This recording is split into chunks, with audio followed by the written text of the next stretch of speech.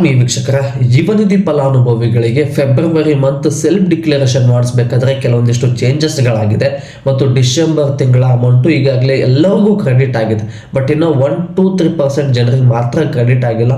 ಅವರೇನಾದರೂ December ತಿಂಗಳಲ್ಲಿ self ಡಿಕ್ಲರೇಷನ್ನ ಕರೆಕ್ಟಾಗಿ ಮಾಡಿಸಿಲ್ಲ ಅನ್ನೋರಿಗೆ ಮಾತ್ರ ಅಮೌಂಟು ಕ್ರೆಡಿಟ್ ಆಗಿಲ್ಲ. ಓಕೆನಾ? ಐ ಹೋಪ್ ಜನವರಿ ತಿಂಗಳ ಅಮೌಂಟಿನ ಅಪ್ಡೇಟ್ ಬಗ್ಗೆನೂ ತಿಳಿಸ್ಕೊಡ್ತೀನಿ. ವಿಡಿಯೋನ ಮಧ್ಯದಲ್ಲಿ ಸ್ಕಿಪ್ ಮಾಡೋಕೆ ಹೋಗ್ಬಿಡಿ. ಬನ್ನಿ ಸ್ನೇಹಿತರೆ, ಫೆಬ್ರವರಿ ತಿಂಗಳ ಸೆಲ್ಫ್ ಡಿಕ್ಲರೇಷನ್ ಈಗಾಗಲೇ ಶುರುವಾಗಿದೆ. ಯಾರು ಬೇಕಾದರೂ ಹೋಗಿ ಯುವನಿಧಿ ಫಲಾನುಭವಿಗಳು ಆರಾಮಾಗಿ ಸೆಲ್ಫ್ ಡಿಕ್ಲರೇಷನ್ ಮಾಡಿಸ್ಕೊಳ್ಳಿ.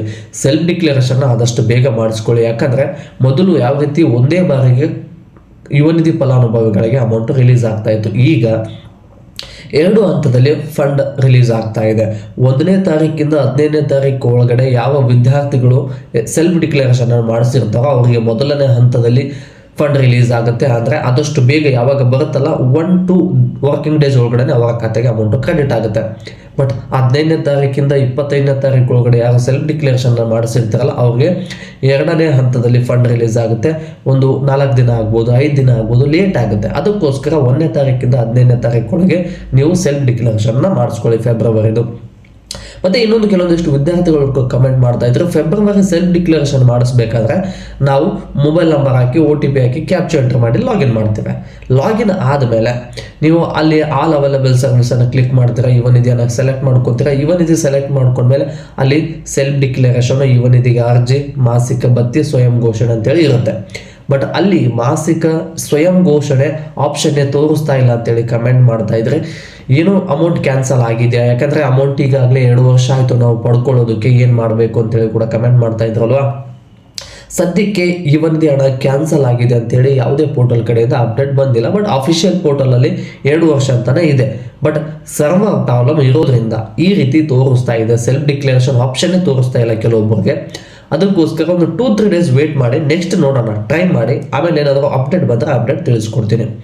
ಜನವರಿ ಮಂತ್ ಅಮೌಂಟ್ ಯಾವಾಗ ಬರುತ್ತೆ ಅಂತ ಕಮೆಂಟ್ ಮಾಡ್ತಾ ಇದ್ರಲ್ವ. ಜನವರಿ ಮಂತು DBT ಸ್ಟೇಟಸ್ ಇನ್ನೂ ಅಪ್ಡೇಟ್ ಆಗಿಲ್ಲ. DBT ಸ್ಟೇಟಸ್ ಅಪ್ಡೇಟ್ ಏನಾದರೂ ಆಯ್ತಂದ್ರೆ ವಿತಿನ್ 7 ವರ್ಕಿಂಗ್ ಡೇಸ್ ಒಳಗಡೆ ನಿಮ್ಮ ಖಾತೆಗೆ ಅಮೌಂಟು ಕ್ರೆಡಿಟ್ ಆಗುತ್ತೆ. ಬಟ್ DBT ಸ್ಟೇಟಸಲ್ಲಿ ಚೇಂಜಸ್ ಆಗಲಿ ಬಿಡಲಿ ಮ್ಯಾಕ್ಸಿಮಮ್ 15ನೇ ತಾರೀಕುವರೆಗೂ ಟೈಮ್ ಇರುತ್ತೆ.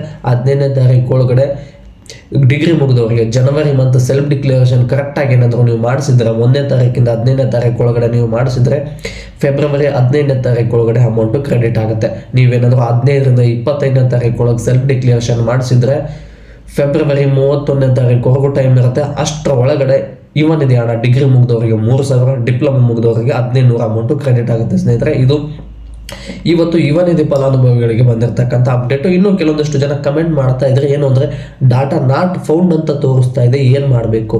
ನಿಮ್ದೇನಾದರೂ ಡಾಟಾ ನಾಟ್ ಫೌಂಡ್ ಅಂತ ತೋರಿಸ್ತಾ ಇದ್ರೆ ಸೆಲ್ಫ್ ಡಿಕ್ಲರೇಷನ್ ಮಾಡಿಸ್ಬೇಕಾದ್ರೆ ಕೆಲವೊಂದಿಷ್ಟು ಎರರ್ಗಳು ಬಂದಿರುತ್ತೆ. ಆ ಕಾರಣಕ್ಕೆ ಈ ರೀತಿ ತೋರಿಸ್ತಾ ಇರುತ್ತೆ. ಸೆಲ್ಫ್ ಡಿಕ್ಲರೇಷನ್ನ ಅಪ್ಲಿಕೇಶನ್ನ ತಗೊಂಡು ನೀವೇನು ಸೆಲ್ಫ್ ಡಿಕ್ಲರೇಷನ್ ಮಾಡಿಸಿರ್ತೀರಲ್ವ, ಅದರಲ್ಲಿ ಒಂದು ನಂಬರ್ ಇರುತ್ತೆ. ಆ ನಂಬರನ್ನು ಹೆಲ್ಪ್ಲೈನ್ ನಂಬರ್ಗೆ ಕಾಲ್ ಮಾಡಿ ಈ ರೀತಿ ತೊಂದರೆ ಆಗಿದೆ ಅಂತೇಳಿ ಮಾಡಿ ಸಾಲ್ವ್ ಆಗುತ್ತೆ. ಓಕೆನಾ? ಐ ಹೋಪ್ ಕ್ಲಿಯರ್ ಆಗಿದೆ ಅನ್ಕೋತೀನಿ. ಮತ್ತೆ ಮುಂದಿನ ವಿಡಿಯೋದಲ್ಲಿ ಸಿಗೋಣ. ಧನ್ಯವಾದಗಳು ಸ್ನೇಹಿತರೆ.